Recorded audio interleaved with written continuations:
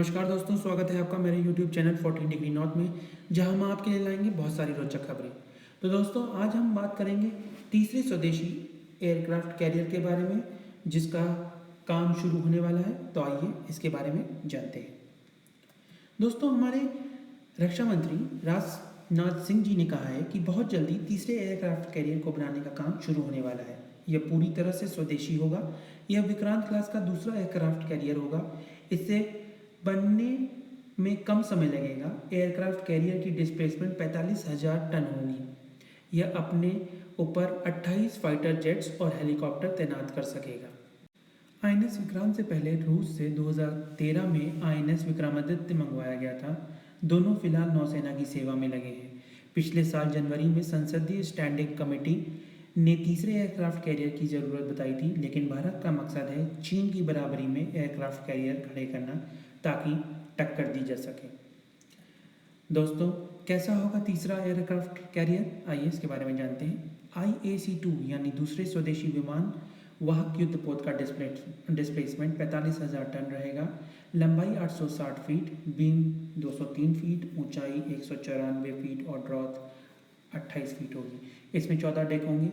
इसे 4 general electric engine और 2 electron कॉगैक gearbox से ताकत मिलेगी। प्रोपल्शन के लिए 2 शाफ्ट होंगे। यह अधिकतम 56 किलोमीटर प्रति घंटे की रफ्तार से समंदर में चल सकेगा। इसकी रेंज 15,000 किलोमीटर होगी। इस पर एक बार में 196 ऑफिसर और 1449 नौसैनिक एक बार में तैनात हो सकेंगे। बचाव के लिए इस पर कवच एंटी मिसाइल सिस्टम और Marich advance torpedo defence system लगे होंगे। इसके अलावा सतह से हवा में मार करने वाली मिसाइल बराक 8 के 32 सेल होंगे। 4 auto bread dual purpose gun और 4 AK-630 CIAWS गन लगी होंगी। इस पर राफेल MiG-29 के तेजस फाइटर जेट, टेडबीएफ फाइटर जेट या MCA फाइटर जेट तैनात हो सकते हैं। इसके अलावा कामो, अपाचे, प्रचंड, MS-60 और ध्रुव हेलीकॉप्टर तैनात हो सकते हैं। दोस्तों, चीन के पास फिलहाल 3 एयरक्राफ्ट कैरियर हैं। आइए इनके बारे में जानते हैं। पहला एयरक्राफ्ट शेंडोंग एयरक्राफ्ट कैरियर, चीन का दूसरा स्वदेशी एयरक्राफ्ट कैरियर जो STO बार यानी short take off but arrested recovery system पर काम करता है। यह बेहद अत्याधुनिक है।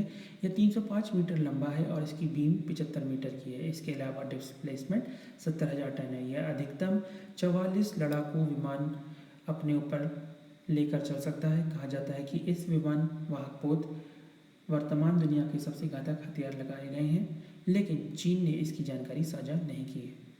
लियोंगनिंग एयरक्राफ्ट कैरियर, चीन की पीपल लिबरेशन आर्मी नेवी का यह टाइप एक एयरक्राफ्ट कैरियर दुनिया का चौथा सबसे बड़ा पोत है। पहले इसे कुजनेत्सोव क्लास एयरक्राफ्ट के रूप में विकसित किया जाने की योजना थी, लेकिन बाद में इसे चीन ने अपने हिसाब से बनाया। यह 304.5 मीटर लंबा है। इसका बीम 75 मीटर की है। इसका डिस्प्लेसमेंट 58,000 टन है। यह अपने ऊपर 50 एयरक्राफ्ट और हेलीकॉप्टर्स लेकर समुद्र में चल सकता है। दोस्तों, तीसरा और आखिरी aircraft Fujian supercraft aircraft carrier है। चीन के लेटेस्ट सुपर एयरक्राफ्ट कैरियर पर सेल्फ डिफेंस हथियार के लिए HQ-10 short range surface to air missile system और 30 mm के HPJ-11 ऑटो कैनन लगे होंगे। इसका रडार सिस्टम भी आयताकार है, यानी लंबी दूरी की आने वाली मिसाइलों और फाइटर जेट्स को ट्रैक कर सकता है, साथ ही टारगेट लॉक कर सकता है। इसके अलावा यह माना जा रहा है कि इस पर चीन अपने J-15B फाइटर जेट तैनात करेगा और इसके अलावा next generation fighter jet J-35 भी तैनात किए जाएंगे। J-15D electronic warfare fighter jet भी ज़रूरत पड़ने पर तैनात होगा। चीन इस युद्धपोत पर KJ-600 AEWC विमान भी तैनात करेगा, ताकि समंदर में जासूसी कर सके।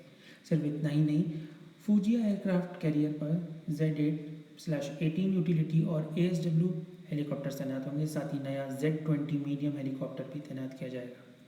दोस्तों, भारत के तीसरे एयरक्राफ्ट कैरियर से कितना और कैसा फ़ायदा होगा, आइए जानते हैं। रक्षा एक्सपर्ट मानते हैं कि भारत के तीसरे एयरक्राफ्ट कैरियर का सबसे बड़ा फायदा जापान को होगा।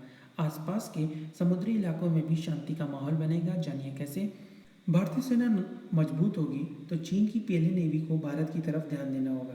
इससे जापान की तरफ से उसका ध्यान थोड़ा कम होगा। जापान का स्ट्रैटेजिक प्रेशर कम होगा।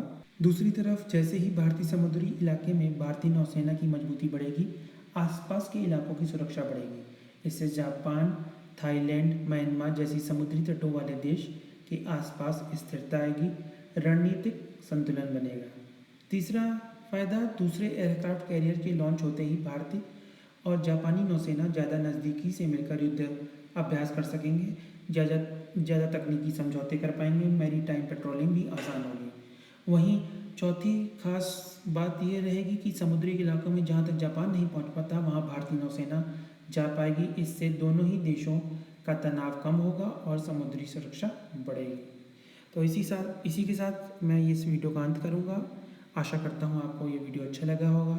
अगर अच्छा लगा हो तो please like, share and subscribe my channel. Thank you for watching my video. जय हिंद दोस्तों।